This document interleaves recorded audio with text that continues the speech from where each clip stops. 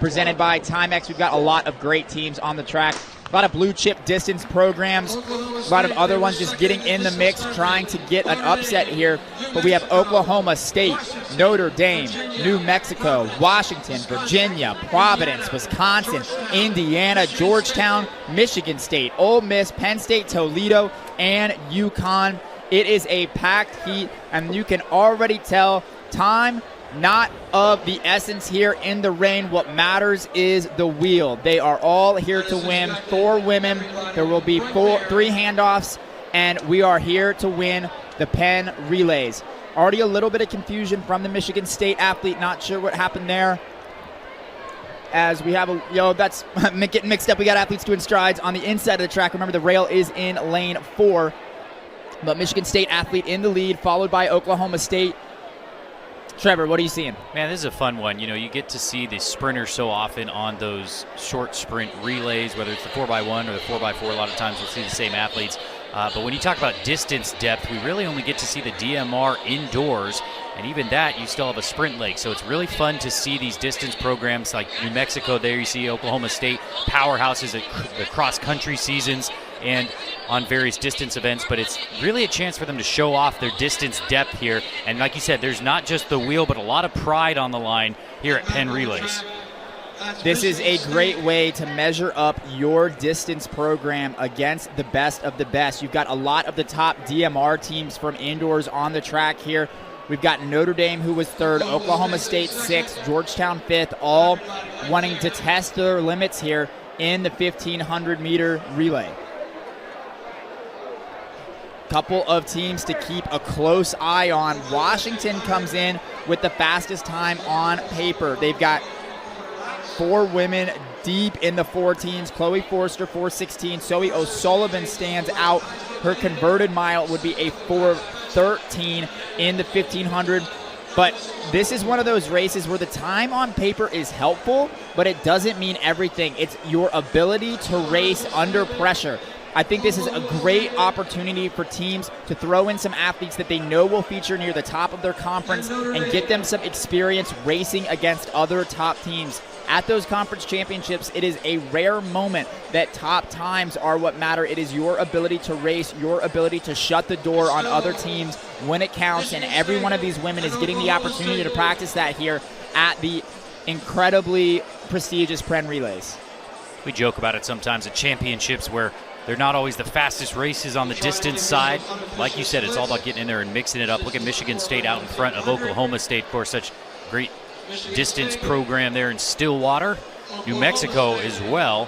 And Washington, you mentioned Sophie O'Sullivan, daughter of Sonia O'Sullivan, who we can mention more later, but has her own history here at the Penn Relays. So as we've brought up a couple of times in the past, it's cool to see some of the full circle stories happening here at the Penn Relays. Of course, since 1895, there's going to be a lot of generational ties. We talked about high school athletes getting to continue competing as collegiate athletes and then post-collegiate athletes here at Penn Relays. But like you said, mother-daughter combos, father-sons, just so much history running through the rubber track here at Franklin Field. Team I'm really excited to watch here, Notre Dame, currently sitting in 5th place. Got to catch up with their coach, Chris Neal, the other day. He said they are running really well right now, really excited to get the opportunity to compete against these top teams and show that they are right there among them, if not the best of these great distance programs. There goes New Mexico into the lead. Coach Joe Franklin always has a great squad out of Albuquerque. And New Mexico there in those distinctive light blue over red. Washington, though, with a little something to say. The Huskies out in front now. Oklahoma State keeping pace with them. And, of course, it is a different handoff zone that we're used to, but you can see them at the top of the bend there. Washington hands off first. Oklahoma settling in behind them. Oklahoma State, rather. And we start to see a bit of a gap opening up 5 meters back to Michigan State or so. The Spartans giving chase, but here comes Wisconsin and others. This thing is definitely not over. A lot of running left to do on each leg as well. We can see a lot of lead changes. We have seen slow legs, 4x miles, 4x15s, DMRs, whatever it is over the years. But I think that the Huskies and Oklahoma State, I think they want to push this pace a little bit. Yep, Coach Powell's Huskies Really excited to be out here to challenge some of these top teams. They are right there among them as well. But I like the way this is starting to string out. That first leg, it mostly stayed together. All the women knowing that every other woman in that heat is also very, very strong and very fit. So a little bit of hesitancy. But once you sense a little bit of a crack in the door, you've got to keep it rolling. Something I really appreciate about the women's relays in the long-distance events, and I say it time and time again, they are just so much smarter than the men. We saw it in the DMR yesterday. Oklahoma State had the door open. They could have been at least a podium team if Shop had kept it rolling, but hesitated on the pace, and that leaves anything to happen. Meanwhile, the women, they have no mercy. Once they realize that they've got an advantage, they're going to keep pressing and challenge the other teams to stay with them. Yeah, it's a little bit more, there's strategy, there's gamesmanship, and we see it at the international level as well, where everybody thinks that they've got the best kick, right? Despite what history might say, you look at somebody in the field that maybe has on paper the best kick, but everybody thinks, well, if I can just keep it to the last couple of meters, last 100, 200, whatever it is, even 400, but then a lot of people just get their doors blown off. I mean, and you go, man, you have a much faster PR or a faster aggregate time on a relay. Why did you guys not push the pace? And I think all the teams are doing that here. I mean, they're all trying to race. Nobody's jogging. As you see Washington now being passed, or at least up on the shoulder, New Mexico and Wisconsin. Yep, as we said that, I think some of the women looked around, realized that just about everybody was still in the race. So looking around, realized they weren't dropping anybody, but New Mexico starting to pick up the pace a little bit. That's the Indiana athlete on her shoulder. Right now, every team except for Virginia is in this lead pack. It is still anybody's race. New Mexico continuing to lead. Indiana stalking them on the outside. I really like where the Notre Dame athlete is right now, watching the action unfold in front of her. Michigan State, our early leader, also in a good position. Starting to get a little froggy there on the outside. Maybe she's thinking of going around and starting to push the pace. But really, every single woman in this race, they know what their strengths and weaknesses are. They've raced these women time and time again. These are matchups we see over and over again with some of the best distance runners in the U.S. They've run cross-country against each other. They've run track against each other. They're sizing each other up, and every one of them trying to figure out when they need to go to hand off the baton in the lead. Look at Notre Dame on the outside trying to make a move. Notre Dame has Olivia Markizich waiting in the wings. Not sure which leg she will choose, but one of the strongest distance runners in America. Also a really, really great closer. So curious to see where Markizich will run, but I like that every team is up here. Yeah, still very much in it. Look at Wisconsin, New Mexico, Washington, Notre Dame. I mean, everybody's still within striking distance. Oklahoma State, of course. Can never count out the Cowgirls. They've produced such great, especially middle distance runners recently. Sinclair Johnson, the U.S. champion in the 1500, a former Cowgirl. They know how to close out races, and it is starting to break up a little bit. We are losing two teams off the back. I think that's Wisconsin and Michigan State, as Oklahoma State has decided to slam on the gas pedal. Washington covering. What are the other teams going to do? They need to go with this move and give their teammate a good position to keep the baton rolling. And we saw an incredible 4x15 last year with that duel between Gear and Tui of NC State, with Arkansas taking the victory and the national record. That, of course, is the Penn Relays record as well, 16:53.87 set last year. Isabel Van Camp, Logan Jolly, Lauren Gregory, and Chrissy Gear with a 4:10 anchor. Yep, Chrissy Gear, a really great racer, formerly for Arkansas, now running for Hoka Naz Elite. New Mexico in the front right now, continuing to push. We have seen a little bit of whittling down of the teams up front. I think that is Taylor Rowe for Oklahoma State, their ringer, running in the third leg. A really, really strong cross-country runner with excellent personal best. 4:13 is Rowe's PB in the 1500. 15:21 in the 5K as well, so don't count out her strength. Look at that, 7 teams still in the mix.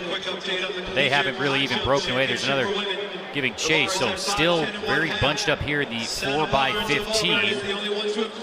I would expect Jep Karui to be the anchor for Oklahoma State. She ran very well in the DMR yesterday. has continued to develop very well for that Oklahoma State program. Really curious to see who Rowe will hand off to here, but Notre Dame continues to lead. Remember, they also have a ringer in their anchor leg. Olivia Markovic waiting for the baton, but Georgetown, New Mexico, Washington, Oklahoma State, Indiana, Providence, Wisconsin in the mix. There is really nobody out of this race in that lead pack. We have Michigan State and Virginia giving chase from behind, but I love the race, the way that this race is shaping up. So many laps in the legs already, but still not an inch separating these top teams. And this is where the gamesmanship comes in, the chess. Do you take the lead? Do you back off? Do you push the pace a little bit? You try to get your anchor leg. Like we said, everybody thinks they've got the best anchor leg, but there's not much to choose between these teams right now. I like what the Notre Dame athlete is doing. If it's indeed Markovic that's going to be the anchor, she knows all she has to do is hand off anywhere close to the lead, and she's going to have a great chance to bring it home. Taylor Rowe, perhaps one of the stronger legs here on this third leg. I'd like to see her get the pace going a little bit, open up the race a little bit for Jep Karui, who I believe will be their anchor. Yeah, we saw Jep Karui the other day as well with a very nice finish for Oklahoma State. Notre Dame continues to control the pace. Oklahoma State, Georgetown sitting in the wings, waiting to make their move. Washington, Providence, they're all there. Indiana, New Mexico, Wisconsin. Every single one of these teams is just such a deep cross-country roster. Every one of them believes they have the ringer on the anchor leg. It'll be really interesting to see who can make it happen as Washington starts to make a move on the outside. Providence getting going too. We haven't mentioned too much of them. Ray Tracy's Providence Friars, just a perennial distance program. So many great athletes have come out of there. They are in second place chasing Powell's Washington Huskies. Yeah, Andy Powell, such a great program there in Washington, coming up from the Pac-12 rival Ducks. Look at a little bit of separation as those top three teams getting cheered on by their teammates in the infield. Providence in the stripes, keeping up with those Huskies. Oklahoma State, as expected, there as well. Three great teams, three great coaches. Haven't yet mentioned Dave Smith, the director of track and field and cross country at Oklahoma State. Another fantastic coach who has put together just an incredible program year after year after year. I love seeing that on the collegiate level. It feels like every year they are in contention for a national championship. Oklahoma State running really well in third, and we're starting to get a move. Notre Dame needs to stay in contact here. They're starting to fade a little bit but they need to give Markovic a chance. But right now, Georgetown, Wisconsin, and Notre Dame has faded. Indiana has as well. They're starting to move a little bit, but it's turned into a three-team race up front. But we've said it in the 4x4s. It's even more relevant in the 4x15. No lead is safe, but Oklahoma State will hand off the baton to Jep Curry first. Washington right on their shoulder. Providence third. Will they keep pressing the pace, or will they be patient and wait for the other teams to catch up?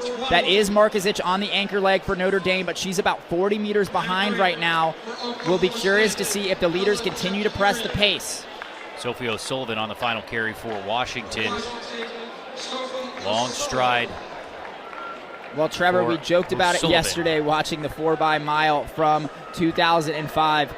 The men, we know what they would do right here. They would slam the brakes. They'd look around. They would let other athletes in the race. The women running much tougher, keeping the race moving. Jep Curry front, O'Sullivan in second, and Providence running in third. Georgetown and Wisconsin trying to get back in the race, as is Olivia Markovic and the New Mexico athlete. Well, it's obligatory, of course, to mention Sophie O'Sullivan is the daughter of Sonia O'Sullivan, world champion for Ireland, four-time Olympian and a silver medalist in the 5K at the 2000 Games. Sophie's putting together a pretty good career of her own. She was the 2019 under-20 champion at 800 meters for Australia. But those three breaking away now, and as you said, Jep Curry out in front looks very comfortable. O'Sullivan sitting there behind Providence in third. Providence has run really well. We didn't mention them much early on. They were just kind of hanging in the back of that pack, but did a really good job staying in contention. Jep Curry, Providence, and Washington. Oklahoma State, Washington. We have just Coach Powell, Coach Tracy, Coach Smith. You know there's a little bit of battle happening there, a little bit of pride on the line between those coaches and between these great programs in the 4x15. It is still our top 3 teams. Providence sitting on the shoulder of Oklahoma State. Billa Jep Karui leading the way in the orange for the Cowgirls. Sophie O'Sullivan just cruising right now. She set a new personal best at the Peyton Jordan meet a couple of weeks ago in the 1,500 meters. So they all look very comfortable up front. And the racing is going to start very quickly, I think. Jep Karui's done a great job keeping the pace moving, profiting off her early teammates' work to get her the baton in the lead. Georgetown is struggling to close. So is Washington. Farther back, Olivia Markovic just past Abby Goldstein. That's Notre Dame moving in front of New Mexico. But Jep Karui is keeping the pace rolling here and not letting these other teams back in the race. Jep Karui, the Big 12 champion indoors over the mile, also ran a leg on the winning DMR. So very used to mixing it up with top teams. Ran a leg on the 6th placing DMR at the Indoor National Championships as well. So All-American out in front. That's Jep Karui of Oklahoma State. You wonder if leading is going to end up taking the toll on her. Sophie O'Sullivan's been settled into 3rd the whole time. Providence there as well. Kimberly May, New Zealand native, in 2nd. Now here comes O'Sullivan. O'Sullivan, this race means a little bit extra to her with the history her family has on this track. They have hit the bell lap. The stands are getting going. I love watching the first 3 legs, the teammates cheering on the side, the Oklahoma State Cowgirls urging Jep Karui on. They are running so well throughout this race. Washington on the outside. May of Providence. A little bit of confusion there with May and O'Sullivan trying to get their position. O'Sullivan going to the well, digging deep. Jep Karui has opened the door here. Wow. Wait a minute. May's still in it too. Kimberly May has found a little bit of something here. She has done a great job biding her time.